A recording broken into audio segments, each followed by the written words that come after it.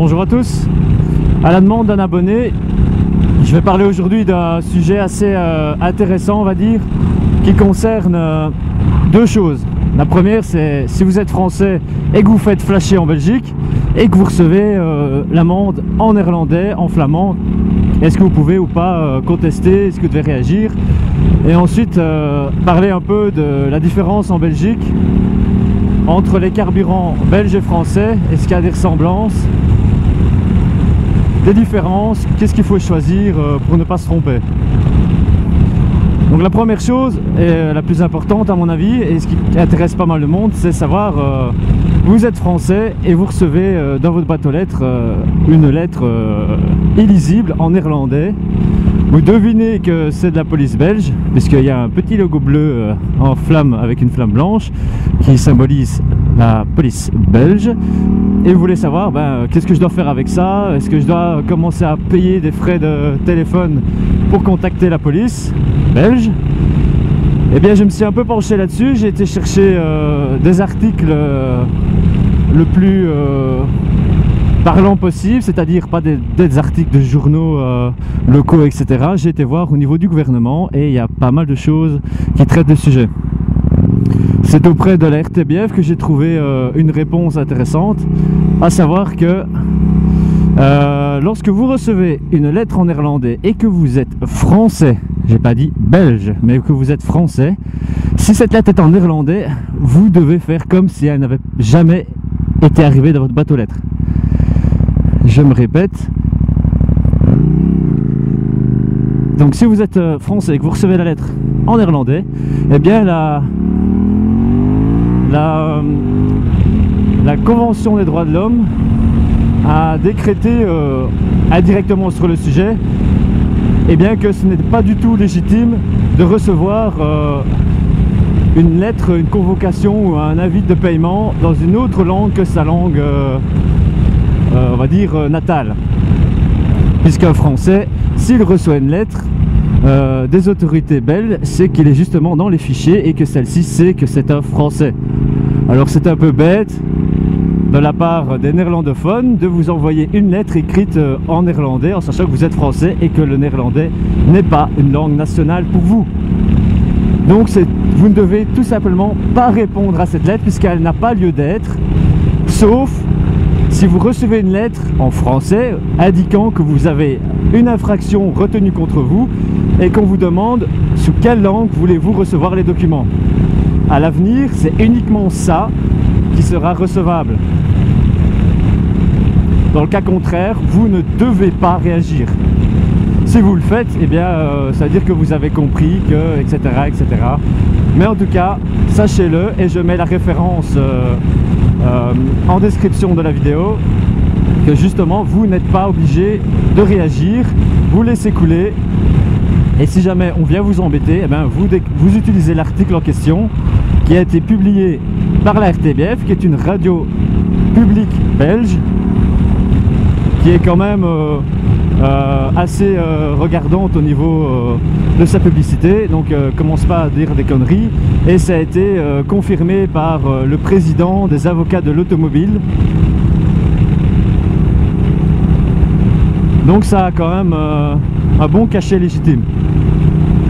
Donc là au moins vous êtes rassurés.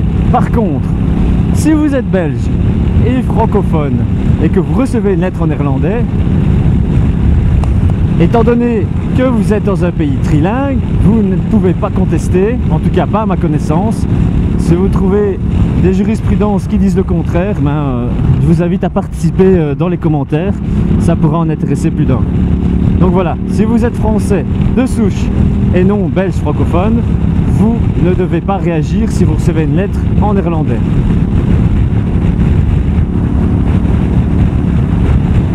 Ensuite, le deuxième sujet, ça concerne comment est-ce que je dois voir tout ce qui est pompe à essence en Belgique.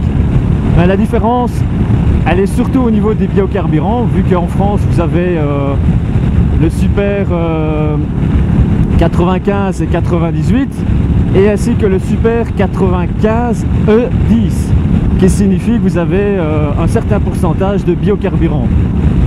En Belgique, je n'en ai encore jamais vu, et il y en a vraiment, pour moi, très peu si pas aucun. Ce qui fait que lorsque vous arrivez en Belgique, ne vous faites pas de soucis, vous pouvez prendre de la Super 95, il n'y a aucun souci. Il y a aussi une autre différence, c'est qu'en France, vous avez encore le 85, qui est un carburant presque principalement composé, je ne vais pas dire principalement, mais en grande partie, de bioéthanol, qui est un biocarburant à base de végétaux, de céréales, de blé, de maïs, qui ont fermenté, qui ont été distillés. Eh bien, la communauté internationale, je ne saurais plus vous dire quelle instance, a décrété que ça devait être arrêté, tout simplement. Nous sommes dans un monde où il y a pas mal de famine, et nous, les Occidentaux, qu'est-ce qu'on fait? Ben, on bouffe le blé pour en faire du carburant. Très sympa pour les pays en manque de céréales, etc. Donc, le 85 est en voie de disparition, entre guillemets. Merci, connard. Putain, quoi.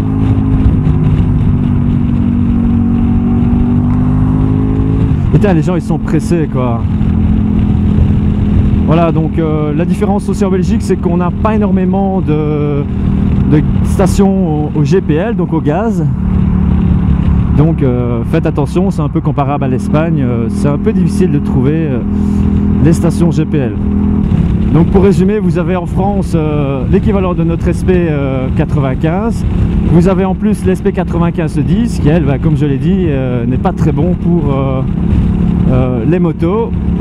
Pourquoi? Parce que le biocarburant peut avoir des mauvais effets sur tout ce qui est joint, sur tout ce qui est durite, etc. Donc en Belgique, ben voilà, j'espère que cette info vous aura été utile. N'hésitez pas à laisser un commentaire, à cliquer sur j'aime si ça vous a été utile et à passer sur la page pour lancer des discussions, proposer des essais ou tout simplement poser vos questions qui pourront être répondues en vidéo. Ce sera sans doute avec plaisir. Voilà. Je profite de l'occasion pour répondre à certains qui me demandaient tiens, tu nous ressors des vidéos de ta Transalp.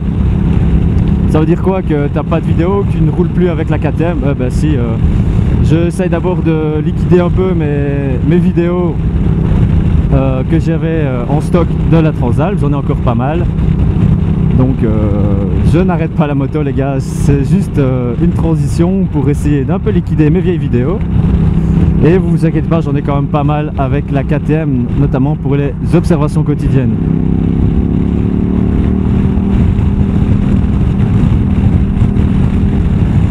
Donc voilà, je ne peux que vous souhaiter bonne route et à la prochaine.